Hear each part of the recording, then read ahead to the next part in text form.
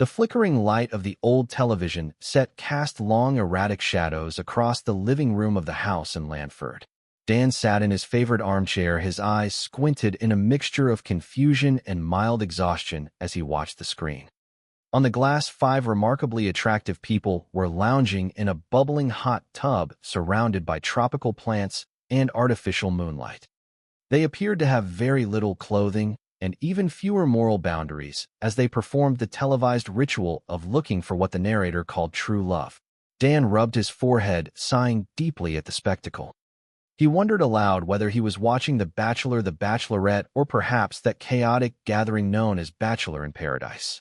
In truth, he had no idea, and as the minutes ticked by he realized he did not actually care. What baffled him most was the sheer lack of inner turmoil on their faces.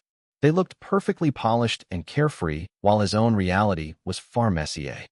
He was currently caught in the middle of a complicated emotional storm involving David and Ben, a situation so stressful that his digestive system had effectively gone on strike. He could no longer process solid food. As the contestants on the screen toasted to their shallow futures, Dan sat there meticulously crumbling antacid tablets into a bowl of lukewarm baby food. He reminisced about a time when people possessed a bit more dignity. In his day, he thought if people were going to engage in such public displays of romantic desperation, they at least had the decency to do it in the mud. The front door creaked open, breaking the silence of the room. Darlene stepped inside, her movements quick and determined as she adjusted her coat. She announced to the room that she was heading out and told everyone not to wait up for her. However, before she could reach the porch, Dan stood up and called out for Harris to stop. He demanded to know exactly where his granddaughter was going at 11 o'clock at night. Harris turned around, followed closely by a girl with a high ponytail and a bright red bandana. Harris explained that she and her friend Odessa were heading to a midnight screening of the Rocky Horror Picture Show. The new girl stepped forward with a confident smile, noting that they had never formally met. Darlene introduced herself, but pointed out with a hint of suspicion that Harris had shared absolutely nothing about this new acquaintance. Odessa was not shy about sharing her personal details. She described herself as a Capricorn vegan and proudly claimed that her favorite author was herself, asserting that her own writing was actually quite impressive. She listed her favorite things as walking in the rain and caring for hairless cats. Dan leaned in slightly, his nose wrinkling as he greeted the young guest. He identified himself as the grandfather of Harris, but immediately added that Odessa smelled strongly of marijuana. Odessa did not flinch, calmly explaining that she used it to manage her anxiety as her doctor believed it was a safer alternative to becoming dependent on heavy prescription sedatives. Dan turned his gaze toward Harris, warning her that he better not smell any of that same anxiety on her when she returned later that night. A car horn honked impatiently outside, signaling the arrival of their Uber. As the girls turned to leave, Dan jumped up and told them to wait a moment. He walked to the window and shouted toward the street, telling the driver to stop honking because it was a quiet neighborhood and the noise was waking up his chickens. He grumbled about having to go out and sing to the birds later just to keep them calm. Turning back to the girls, he softened for a fleeting second, recalling how he used to attend those same midnight screenings when he was their age. He remembered how he and his friends would hide their elaborate costumes under regular clothes so their parents would not give them a hard time. Harris urged that they really had to go, and Darlene hesitated, asking her daughter if she could truly be trusted. Harris gave a flat and honest no, indicating that nothing had changed in their relationship. She then cheekily suggested that she could call her father to get his permission, instead hinting that there was something she had been meaning to tell him anyway. Darlene took the bait, immediately fearing whatever secret Harris was holding. She made a deal on the spot, telling Harris she could wear whatever she wanted inside the theater as long as she stayed covered up while she was outside. Harris agreed to the terms and vanished into the night. Once the house was quiet again, Jackie stepped out from the shadows of the kitchen, having overheard the entire exchange. She remarked on how quickly Darlene had caved under the pressure of a 17-year-old. Darlene admitted that she was being blackmailed. Harris had discovered the truth about the complicated situation involving Ben and David. Jackie was stunned, asking how the teenager had taken the news. Darlene explained the dire circumstances. Harris had threatened that if a final decision between the two men was not made soon, she would tell David everything and blow the whole situation apart. Jackie tried to find a silver lining by comparing it to a recent episode of Bachelor in Paradise, where a similar conflict was resolved with a dramatic kiss, but she quickly realized that the logic of television did not apply to their messy lives. The following day, the atmosphere shifted to a local diner where a small crowd had gathered for a celebratory lunch. Mark was sitting at a booth looking exceptionally proud of himself. Darlene arrived with drinks announcing that Mark was getting his favorite orange soda because it was a special day while everyone else was stuck with expired cola. Dan asked what all the fuss was about, teasing Mark that he could not just invent reasons to get treats. It turned out that Mark was the student winner of the new motto contest for the town of Lanford. When asked for the winning slogan, Mark proudly declared it to be Lanford Free Proud and Getting Cleaner. Darlene joked that perhaps no one else had taken the contest seriously, suggesting that the runner-up was probably just the name of the town repeated twice. Despite the teasing, Becky spoke up in defense of Mark, praising him for his bravery in entering the contest and taking a chance. She noted that failure is often a great teacher, but Mark was quick to correct her, pointing out that he had not failed because he had actually won. Harris remained skeptical, claiming he must have made the whole thing up, but Mark insisted he had an official pin from the mayor to prove his victory. As Mark went to find his trophy, David entered the room, his presence immediately changing the dynamic. He observed the family interaction and suggested that in a therapy session, they would explore where those cynical comments were coming from. He spoke about the importance of emotional honesty and self-reflection as the keys to a better life.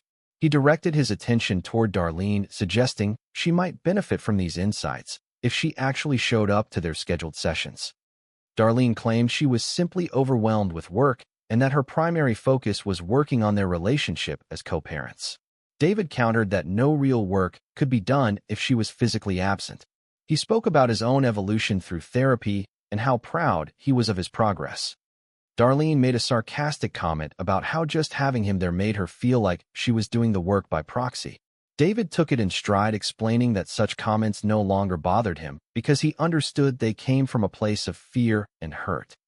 He offered to discuss those feelings right there at the dinner table. Dan interjected, firmly stating that the dinner table was not a place for feelings. He believed feelings should be pushed down to make room for food and beer, which was the traditional family way of finding love. Harris joined in, asking her mother if she was truly dodging therapy because she had a few things that needed to be addressed. Darlene looked at her daughter, noting that while she should only have one major problem to discuss, she currently had two. Across town at a restaurant named Casita Bonita, Becky was meeting with the new manager, Louise Goldofsky. Becky toasted to the new leadership and asked how Louise had managed to land the position. Louise explained that the owner believed a woman would be less likely to harass the staff, and she was determined to prove that a woman could do the job just as well as any man.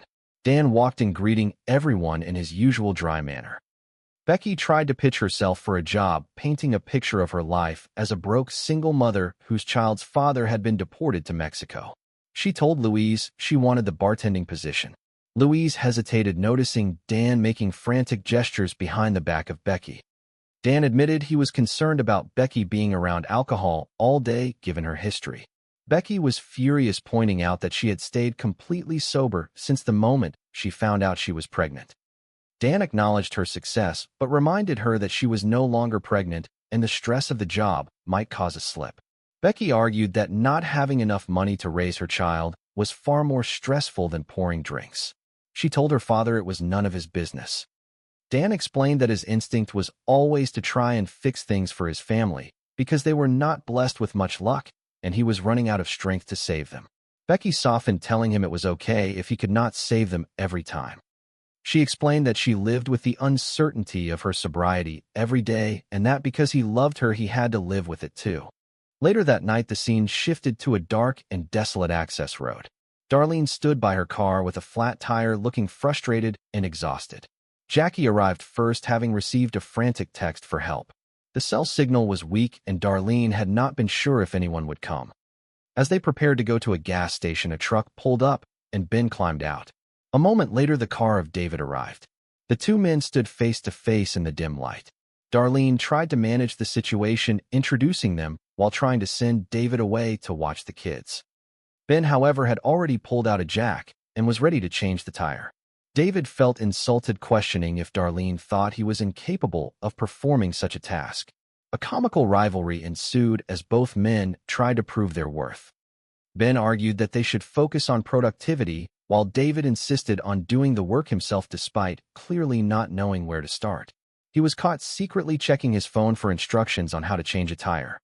Jackie watched the whole thing with dark humor, mocking the absurdity of the situation. She later asked Darlene which man had won the silent battle of egos. Darlene realized she could no longer live in this state of indecision. Jackie suggested that Darlene should use their next therapy session to finally break things off with David, as it would provide him with professional support to process the news. The therapy session began with David feeling optimistic. He thanked Darlene for coming and joked about her sense of humor. The therapist Gabby encouraged them to let out their strong emotions. Darlene did not wait. She went first and told David she was breaking up with him. David was blindsided. He admitted that he had felt her keeping him at arm's length for a long time, but had been too weak to ask for the intimacy he needed. He realized that they had not truly hurt each other in years. Though it was painful, he accepted that it was over and promised to remain a good father. He noted that this breakup felt different because it was final and there was a stranger watching them. Darlene felt a pang of regret for the way things ended, but she knew it was necessary. Finally, Darlene went to speak with Ben at his shop. She confessed everything, admitting she had been seeing David for the past month and felt terrible about it. She told Ben she loved him and wanted to be with him, but before she could finish, Ben stopped her. He revealed that he had known about David ever since the night of the flat tire. He had seen the guilt on the face of Darlene the moment David showed up. He was deeply hurt that she had lied about her reasons for not moving in with him. He told her he was done. Darlene asked if she was being fired, but Ben said he still needed her for the business. They would continue to work together for 8 hours a day because they were professionals, but the personal relationship was over. He offered to get a coffee and told her to write down what she wanted so she could carry the list around in case she ever found herself at a place that sold it. Back at the house, the family sat around a noisy toy that made animal sounds. As the cow mooed repeatedly, Dan looked at the chaotic scene and remarked on the resilience of the family. Despite the heartbreak and the mess, there was a sense